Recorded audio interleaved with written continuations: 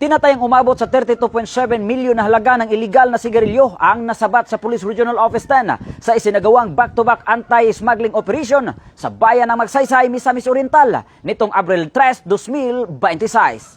Unang nadiskubre bandang 1:50 ng hapon ang isang wing van truck na umano'y kargado ng smuggled cigarettes matapos makatanggap ng intelligence report ang mga otoridad. Agad rumispondi ang pinagsanib na puwersa ng Regional Mobile Force Battalion 10 at lokal na pulisya. Ngunit nakatakas ang driver ng traka at tumakbo patungo sa kalapit na kagubatan. Sa isinagawang inspeksyon, natagpuan sa loob ng sasakyan ang 496 master cases sa iba't ibang brand ng sigarilyo na walang kaukulang graphic health warning at excise tax stamps. Tinatayang nagkakahalaga umano ng 19.8 million pesos.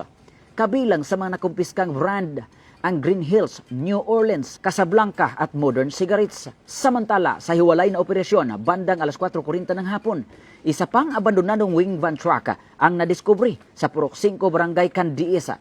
Laman nito ang 322 master cases ng pinaghinalaang smuggled cigarettes na nagkakahalaga umano ng 12.8 million pesos. Ayon sa paunang investigasyon, posibleng patungo sa Caraga Region ang dalawang sasakyan at inaalam pa kung may koneksyon ba ang dalawang ito. Patuloy rin ang investigasyon upang matukoy at mahuli ang mga responsable sa insidente. Ang lahat ng nakumpiskang ebidensya ay nasa kustodiya na ng pulisya at nakatakdang i-turn over sa Bureau of Customs para sa tamang disposasyon.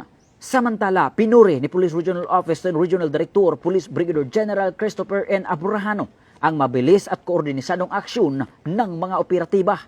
Binigyang diin niya na nanatiling alerto ang kapulisan laban sa mga iligal na aktibidad ngayong Semana Santa at hindi niya papayagan ang sinumang samantalahin ang panahong ito.